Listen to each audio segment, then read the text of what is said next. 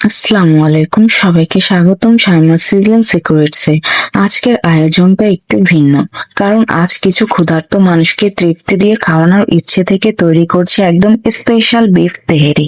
হৃদয় ভরা ভালোবাসা আর যত্নে রান্না করা এই রেসিপি যে কোনো ক্ষুধার্ত মনকে করে তুলবে আনন্দিত। চলুন দেরি না করে শুরু করি আজকের এই আয়োজন। প্রথমে বড় একটি পাতিলে তেল গরম করতে হবে।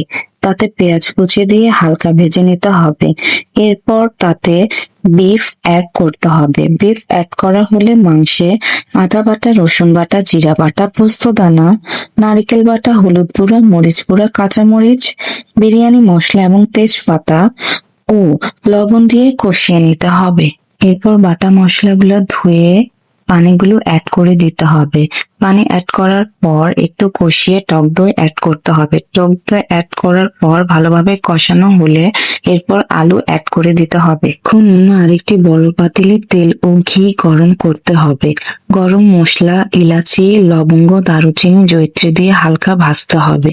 ধুয়ে রাখা চাল তাতে দিয়ে হালকা ভাজা ভাজা করতে হবে। চালের সঙ্গে কিন্তু লবণ মেশানো। ভাজা চালের সাথে সেদ্ধ মাংস মিশিয়ে ভালোভাবে নেড়ে নিতে হবে।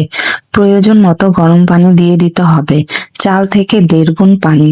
এবার উপর থেকে কাঁচামরিচ দিয়ে ঢেকে দিতে হবে। মাঝারি আঁচে রান্না করতে হবে যতক্ষণ না চাল সেদ্ধ হয়ে যায়। রান্না হয়ে গেলে ঢাকনা খুলে হালকা নেড়ে পরিবেশনের জন্য প্রস্তুত করুন। আসসালামু আলাইকুম গাইস, আপনারা কেমন আছেন?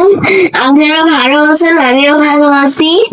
তো আজকে আমি বিফ তেহারি খাবো, যেটা আমার অনেক বেশি পছন্দ। এই জন্য এখন আমি এটা খাবো।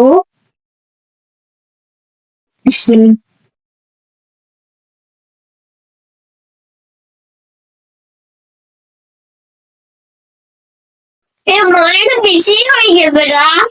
এত বেশি মজা হয়েছে, এত বেশি মজা হয়েছে, এত বেশি মজা হয়েছে, আমি 3 বার বলে ফেলছি।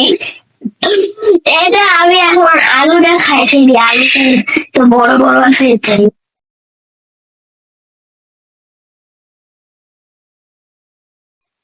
Share মজা, like and subscribe my channel. Bye bye guys, আসসালামু আলাইকুম।